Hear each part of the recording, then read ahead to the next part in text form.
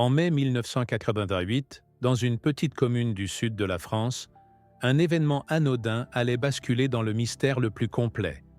Un récital de piano avait été organisé dans la salle municipale de Saint-Jean-de-Maurienne, une ville tranquille nichée entre les montagnes.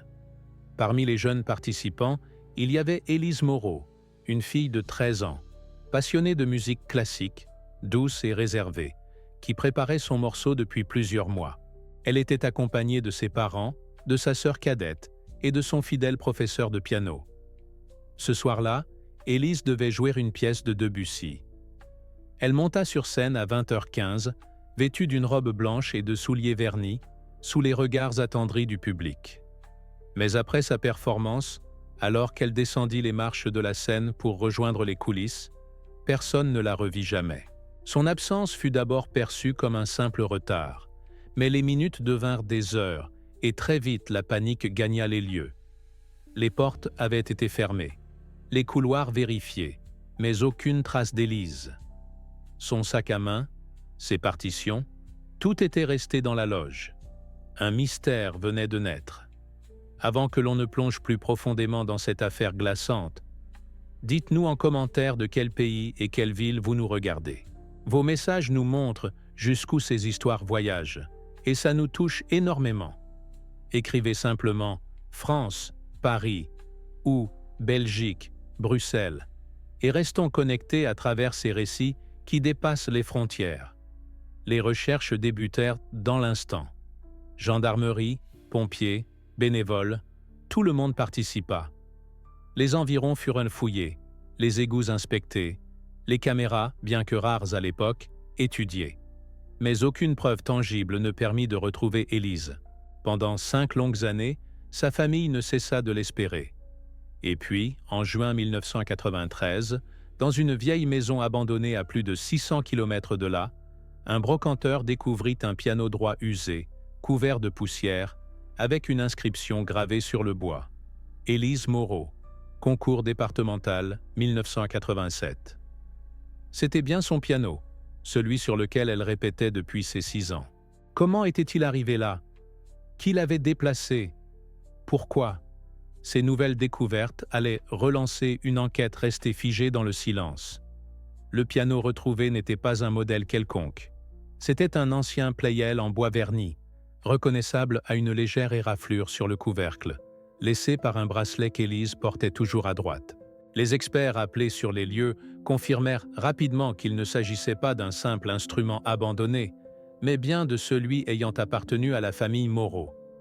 Ce qui rendait cette découverte encore plus étrange, c'est l'endroit où il avait été retrouvé, dans une grange isolée, appartenant à un domaine laissé à l'abandon depuis plus de 20 ans, dans les environs de Perpignan. L'homme qui fit la découverte, un brocanteur du nom de Paul Derval, expliqua qu'il avait été contacté par un client pour vider les lieux en vue d'une vente. En déplaçant des planches pour dégager un vieux meuble, il aperçut l'arrière du piano, entièrement recouvert d'un drap jauni. En le dévoilant, il trouva sur le tabouret une vieille partition, La Claire de Lune, la pièce même qu'Élise jouait le soir de sa disparition. Les autorités furent immédiatement alertées. L'équipe d'enquêteurs de l'époque, désormais reformée, fut rappelée pour examiner à nouveau les circonstances de cette disparition jamais élucidée. En observant le piano de plus près, ils découvrirent, glissé entre les cordes, un petit mot griffonné à la main, presque effacé par le temps et l'humidité. Il disait simplement « J'entends encore la musique, même dans l'obscurité ». Ce message relança les spéculations autour d'un éventuel enlèvement. La famille Moreau, qui avait lentement appris à vivre avec l'absence, se retrouva brutalement confrontée à une nouvelle vague d'émotions. La mère d'Élise, Claire, accepta de parler aux journalistes pour la première fois depuis 1988. Ce piano, c'était sa voix. Le retrouver, c'est comme entendre son cri à travers les années, déclara-t-elle les larmes aux yeux. Les enquêteurs établirent un périmètre de sécurité autour de la grange et entamèrent une analyse complète du lieu, espérant trouver d'autres indices. L'humidité, les moisissures et le passage du temps avaient dégradé bon nombre d'objets, mais certains éléments attiraient l'attention. Des chaînes rouillées, des restes de repas lyophilisés, et dans un coin, un petit carnet couvert de notes musicales griffonnées à la hâte. Chaque détail semblait sortir d'un cauchemar figé dans la poussière. Mais la question demeurait. Qui avait transporté le piano si loin de Saint-Jean-de-Maurienne? Et surtout, pourquoi? Les investigations prirent une tournure encore plus étrange lorsqu'un ancien facteur, aujourd'hui à la retraite, se présenta spontanément à la gendarmerie après avoir vu le piano à la télévision. Il affirma se souvenir d'une livraison inhabituelle, effectuée au début de l'année 1990, dans un village situé à une cinquantaine de kilomètres de Perpignan. Il se rappelait avoir conduit un camion contenant un piano ancien, soigneusement emballé dans une bâche épaisse. Ce jour-là, un homme âgé, aux cheveux gris et au regard fuyant, l'avait guidé jusque dans une grange à l'arrière d'un vieux domaine. Le facteur, intrigué par le silence oppressant et l'état délabré des lieux, avait demandé si c'était pour un concert ou une école de musique. L'homme lui avait simplement répondu « Non, c'est pour qu'elle continue à jouer ». À l'époque, le facteur n'y avait vu qu'une bizarrerie parmi tant d'autres. Mais aujourd'hui, ce souvenir résonnait comme une pièce manquante dans un puzzle longtemps oublié. Les enquêteurs dressèrent rapidement un portrait robot du vieil homme en question. Aucune correspondance n'apparut dans les fichiers nationaux, mais un voisin du hameau voisin raconta avoir vu, pendant plusieurs années, de la lumière s'échapper parfois des fentes de la grange, accompagnée de sons lointains de piano, toujours la même mélodie. Il décrivit une ambiance quasi fantomatique. La musique flottait dans l'air, comme suspendue, puis s'évanouissait au petit matin. Interrogé sur pourquoi il n'avait jamais alerté les autorités, l'homme haussa les épaules. C'était joli, mélancolique, mais joli. Je croyais que c'était un enregistrement ou une lubie d'un vieux monsieur. Ce témoignage bouleversa l'équipe d'enquête. Tous les éléments semblaient converger vers un scénario improbable, presque irréel. Élise aurait-elle été séquestrée pendant des années, obligée de rejouer encore et encore la même pièce, celle de son dernier récital? Des analyses ADN furent immédiatement menées sur le carnet retrouvé près du piano. Les résultats tombèrent 2 semaines plus tard. L'écriture était bien celle d'Élise, confirmée par une comparaison avec ses anciens cahiers d'école. De nouvelles questions surgirent alors. Pourquoi n'avait-elle jamais tenté de fuir? Était-elle seule dans cet endroit? Avait-elle développé un lien, un syndrome d'attachement avec son ravisseur? Et surtout, que lui était-il arrivé après 1993, lorsque les lumières et la musique cessèrent brusquement, selon les témoignages? Les autorités savaient désormais qu'un homme mystérieux était impliqué, un homme qui avait réussi à rester invisible pendant plus d'1 décennie. Le mystère d'Élise s'épaississait, mais la vérité semblait enfin prête à émerger de l'ombre. Alors que l'affaire prenait une ampleur nationale, les médias commencèrent à s'emparer de l'histoire et les anciens camarades de classe d'Élise se manifestèrent peu à peu. Parmi eux, une jeune femme nommée Clara, aujourd'hui professeure de musique, raconta un souvenir glaçant qu'elle avait longtemps tenté d'oublier. La veille du récital, Élise lui aurait confié à voix basse, les yeux emplis d'une angoisse inhabituelle. « Je ne veux pas jouer demain, il sera là. » Clara, à l'époque âgée de 13 ans, n'avait pas compris la gravité de cette phrase. Elle avait supposé qu'il s'agissait d'un simple tract d'avant-concert. Ce n'est que maintenant, des années plus tard, que ces mots résonnaient autrement. Encouragés par cette piste, les enquêteurs fouillèrent les archives de l'école et retrouvèrent les registres de présence des récitals précédents. Un nom réapparaissait régulièrement dans les colonnes des invités, bien qu'il n'ait jamais été parent d'un élève ni membre du corps professoral: Auguste Reynaud. Selon les registres municipaux, Auguste était un ancien professeur de piano privé, ayant enseigné brièvement à Perpignan dans les années 70. Mais depuis 1989, plus aucune trace de lui. Son adresse n'était plus valide, et il semblait avoir disparu de la circulation. Un mandat de perquisition fut émis pour une maison lui ayant appartenu dans les environs de Céret, désormais inhabitée.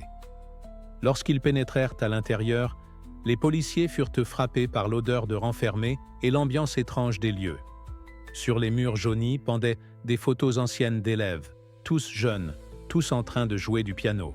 Certaines étaient annotées à la main.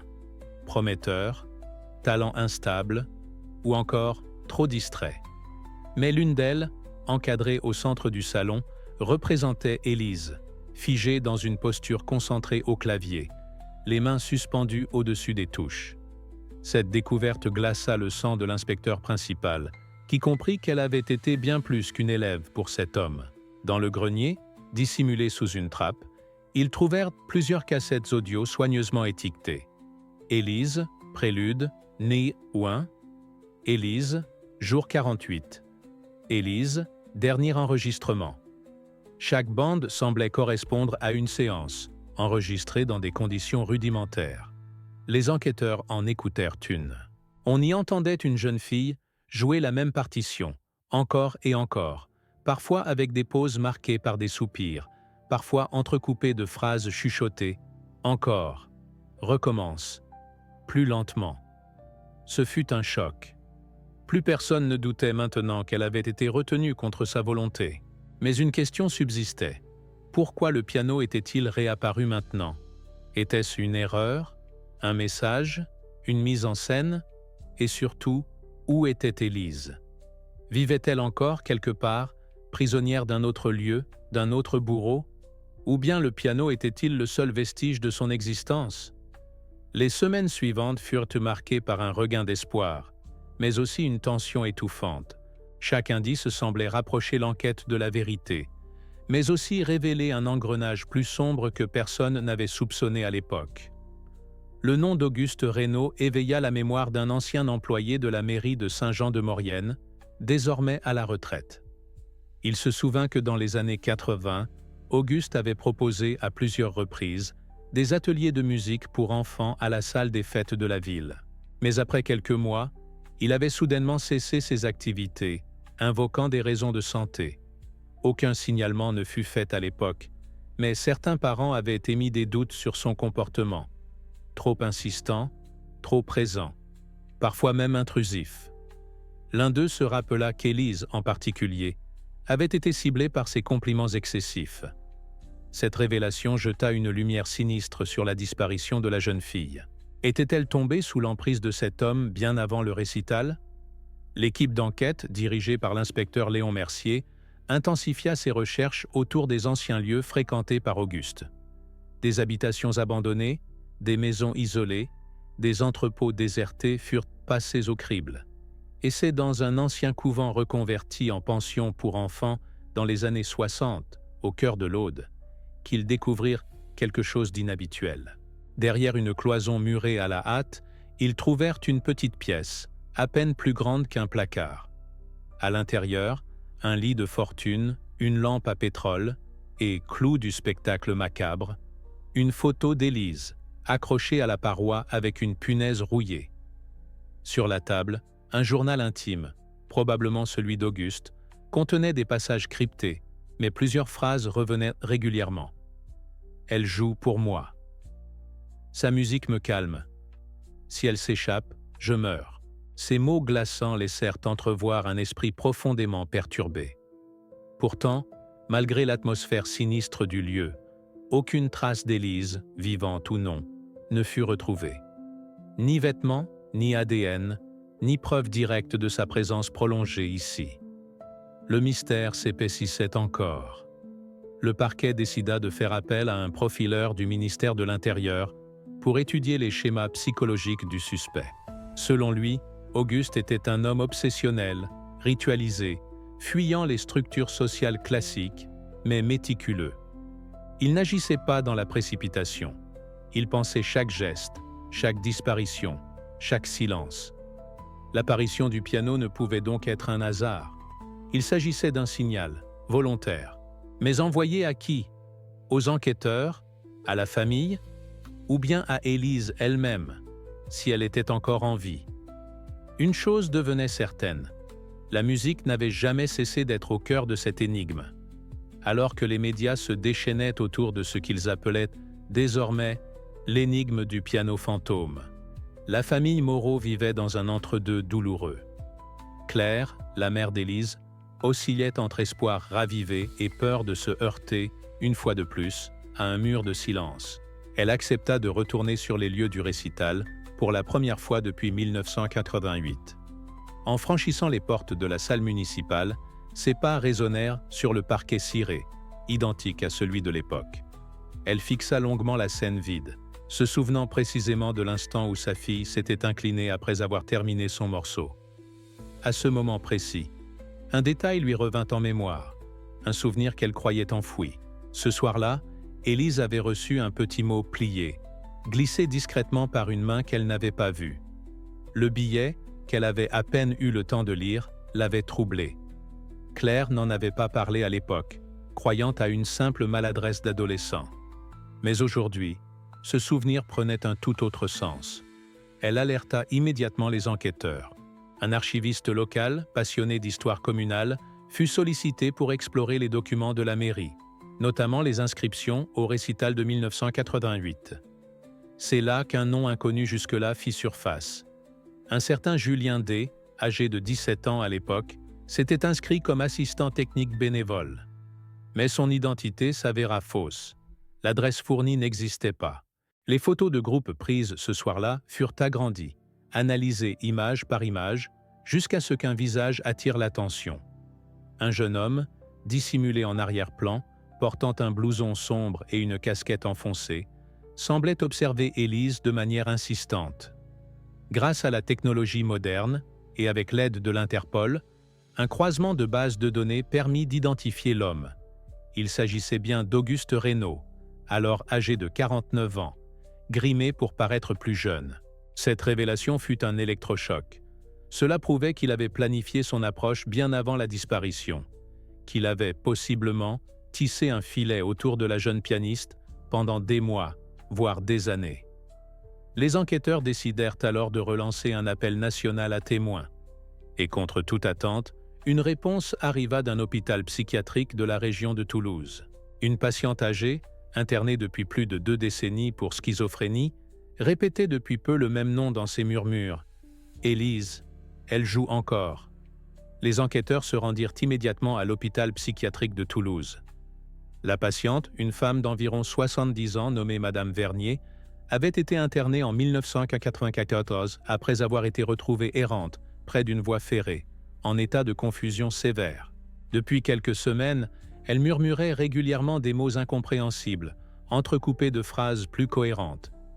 Lorsqu'un médecin évoqua par hasard le prénom Élise, elle se mit à trembler, répétant « Elle joue encore ». Il ne l'a jamais laissée partir. Les psychiatres, intrigués, acceptèrent que les enquêteurs assistent à une séance. Ce jour-là, Madame Vernier fixa longuement un point invisible, avant de déclarer d'une voix rauque « Le piano! Il l'a enfermée dans la musique.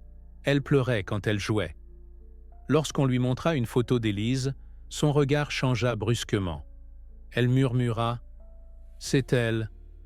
Elle m'a regardé. Elle m'a supplié. » La police fouilla les dossiers médicaux de la patiente à la recherche de connexions possibles avec Auguste Reynaud. Une découverte inattendue surgit. Dans les années 80, Madame Vernier avait été gouvernante dans plusieurs maisons privées, notamment dans une propriété appartenant à un certain A. Reynaud, selon des registres d'assurance. Elle y aurait travaillé entre 1987 et 1990, soit l'exacte période entourant la disparition d'Élise. Les souvenirs de la patiente étaient fragmentés, confus, mais un nom revint plusieurs fois. La tour. Elle évoquait une pièce haute, avec des fenêtres murées, où la petite jouait tout le temps, même la nuit. Les enquêteurs lancèrent des recherches autour de ce mot, en croisant les anciennes propriétés de Reynaud avec les structures architecturales comportant des tours ou des dépendances en hauteur. Dans la commune de Puylaurens, un vieux manoir abandonné, surnommé la Tour des Pins, attira leur attention. Isolé, entouré de bois épais, il avait appartenu à une branche éloignée de la famille Reynaud et avait été vendu à un mystérieux acheteur en 1986, avant d'être laissé à l'abandon au début des années 90. L'équipe d'intervention pénétra dans la bâtisse délabrée, où une odeur de moisie et de bois pourri régnait. Dans l'une des pièces supérieures, ils découvrirent un vieux pupitre, un lit à barreaux rouillés et des murs couverts de partitions griffonnées à la main. Mais ce fut en ouvrant un coffre scellé qu'ils firent une découverte glaçante. Un enregistrement VHS intitulé « Élise, hiver 1990 ». Ils n'étaient de plus face à une simple disparition. Ce qu'ils allaient bon les découvrir sur cette bande allait changer à jamais le cours de l'enquête. Les autorités, profondément bouleversées par les enregistrements, décidèrent de diffuser certains extraits auprès du public, espérant que la voix masculine ou un détail visuel dans les vidéos permettrait une identification plus précise. Les images furent soigneusement sélectionnées pour préserver la dignité d'Élise tout en permettant une avancée dans l'enquête. Quelques jours après la diffusion, un appel inattendu parvint à la cellule d'investigation. Une femme âgée, infirmière à la retraite, affirma reconnaître la voix. Elle appartenait, selon elle, à son ancien voisin, un certain André Valois, aujourd'hui décédé, mais qui aurait vécu durant plusieurs années dans une maison isolée près de Castres. Elle se souvenait que cet homme solitaire recevait parfois des livraisons de nourriture en grande quantité et qu'une rumeur courait dans le village. Il possédait un piano et disait parfois, en plaisantant, que la musique ne le laisserait jamais seul. L'enquête reprit autour de cette nouvelle piste. En fouillant l'ancienne maison d'André Valois, abandonnée depuis sa mort en 2001, les agents découvrirent une pièce condamnée, soigneusement calfeutrée par des planches. Derrière, ils trouvèrent un décor similaire à celui des vidéos, le même papier peint jauni, la même lampe tordue, et dans un coin, un mur où étaient accrochées des photos de jeunes filles.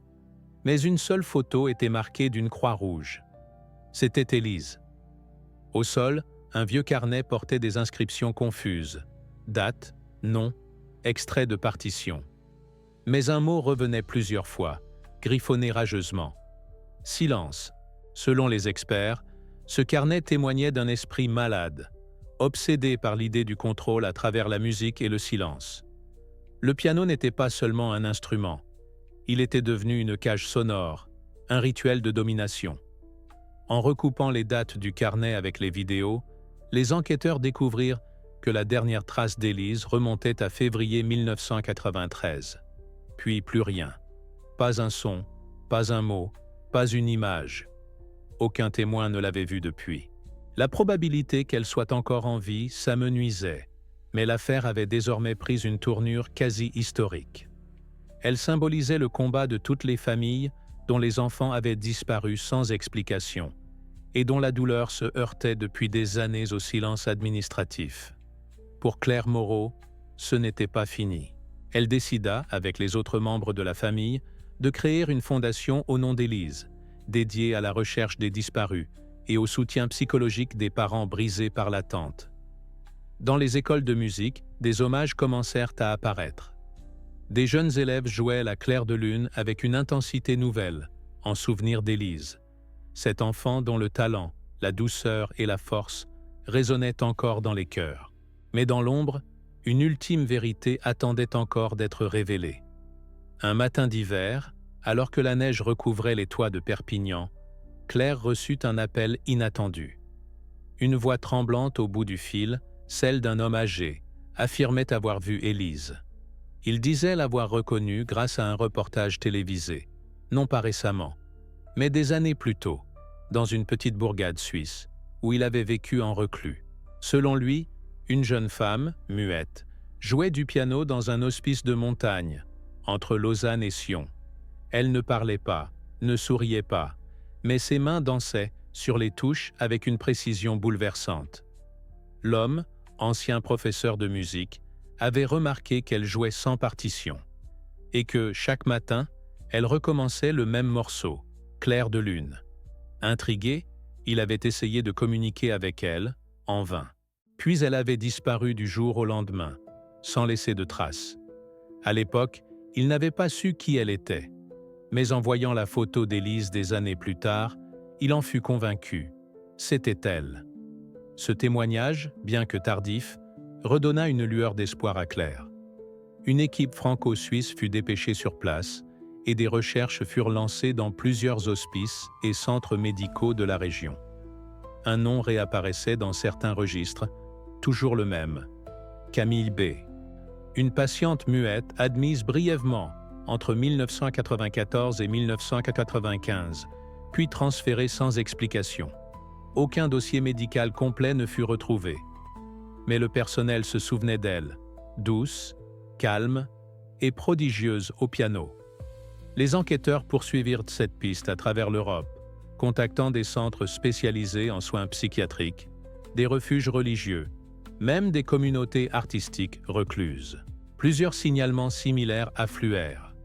Une jeune femme silencieuse, jouant toujours la même musique, apparaissant, puis disparaissant.